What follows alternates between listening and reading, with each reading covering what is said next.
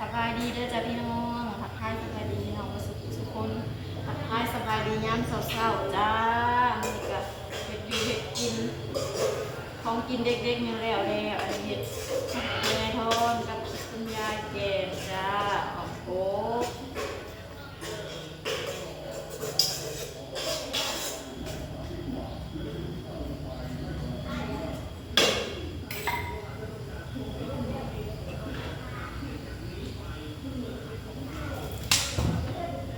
บรรยากาศตอนเช้ามื้อนี้ก็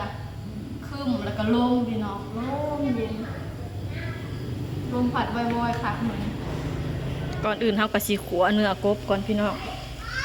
ใส่หัวปักบัวหัวหอมลงตามด้วยหัวสิงไคหรือว่าตะไคร้หัวเนื้อกบหอมๆซะก่อนพี่น้องเฮาจังคอยเติมน้ำลงใส่น้ำปลา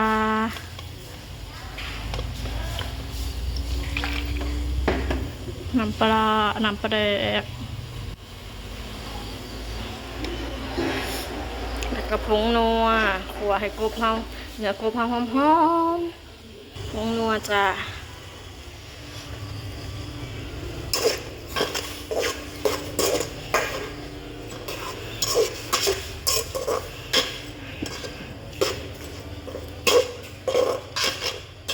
หอมกบใส่อาหารพี่น้องใส่ยอดหมักบวบลืมใส่สมเฮากะจิขัวใส่เลยจะเป็นยอดสมพอดีหรือว่ายอดใบกระเจี๊ยบนั่นเองขัวใส่เลยขัวจนน้ำแห้งหมดเลยพี่น้องจังคอยตื่มน้ำแล้วก็ออมที่ใส่ตำข้าวขัวเหลืองใส่พี่น้องข้าวขัวเหลืองก็คือเอาเขาไปขัวให้มันเหลืองๆหอมๆพี่น้องเขาก็ตำใส่มักพริกแล้วก็ใส่ค่ะกบเขาก็สีหอมแล้วก็แซ่บเพิ่มความแซ่บความนัวขึ้นไปอีกมันก็จะหอมๆนะหอมข้าวขัวเหลืองผักที่เขาจะใส่ก็คือยอดมักบวบแล้วก็ผักนางตู่จ้ายอดมักบวบงามเดี๋ยวเราสิตำข้าวเบื่อก่อนอันนี้เราก็สิมาตั้งข้าวขัวเราพี่น้องอันนี้เนื้อกบเรากับขัวหรือหอมสุกแบบเราก็จะตื่นน้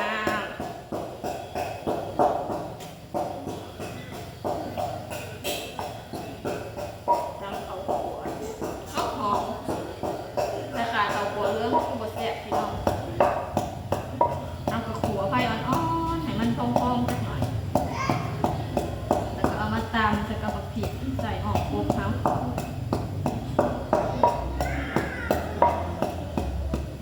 ถ้าเป็นข้าวเบื่อแบบข้าวที่เท่ามาแล้วมันก็สิบ่หอม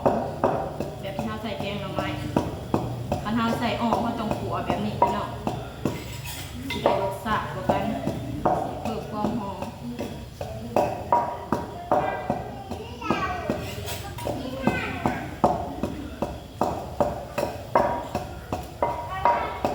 วันจันทร์เด็กๆก็เตรียมไปโรงเรียนจ้า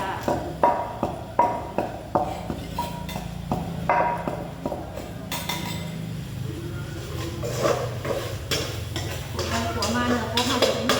แล้วดื่มน้ำได้เลย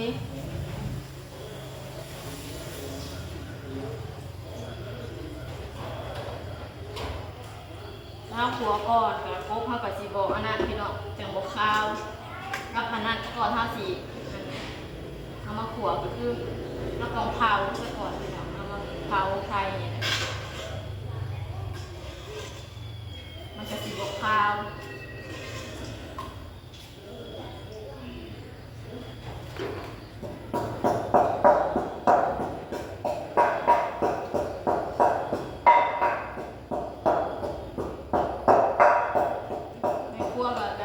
ใส่ชุดนอนอยู่ได้พี่น้อง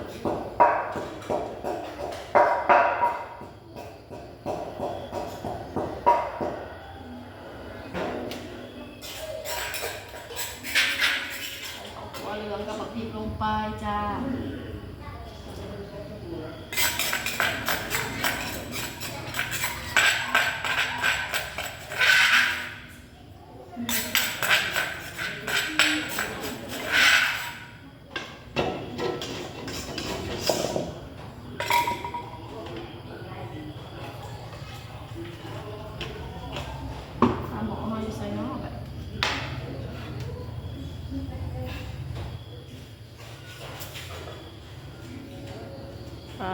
หมอเดือดเลยพี่น้องเราก็จะใส่ยอดหมกบวบลงไปก่อนบัด10 โมงจังใส่พักน้ำตู่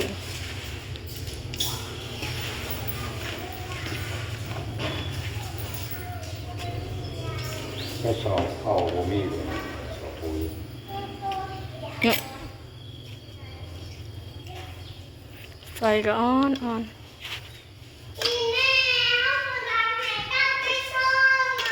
สิไปแนวใดฉัน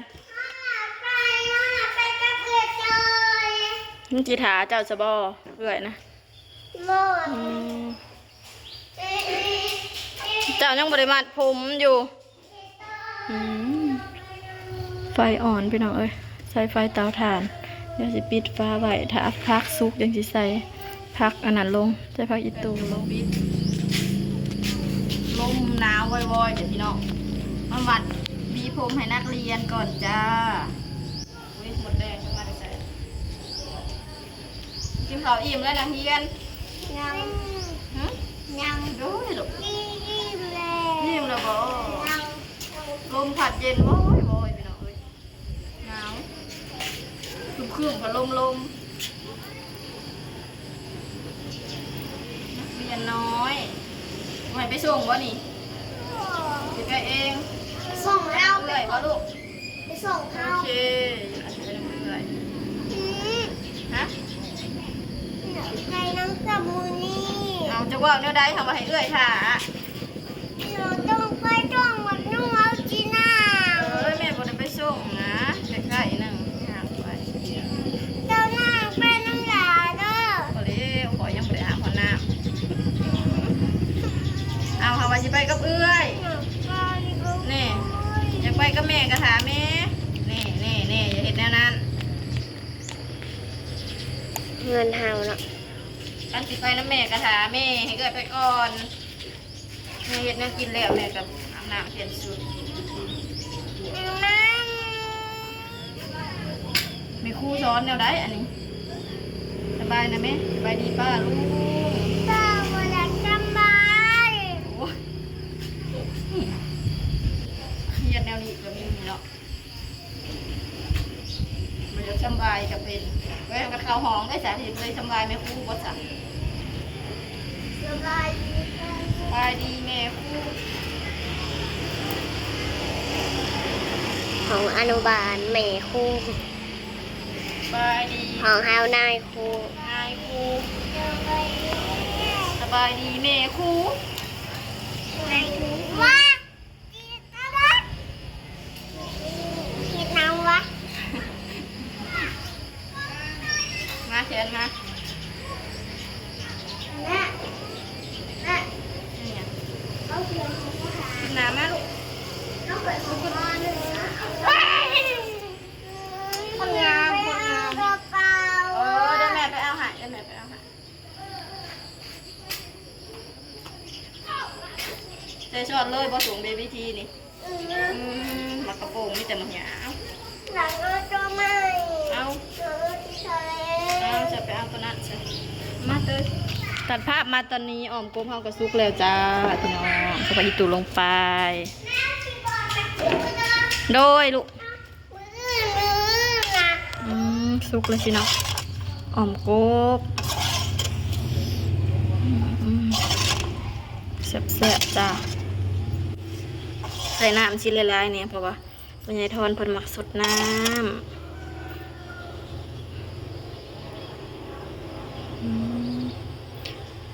ตอนกบเน้น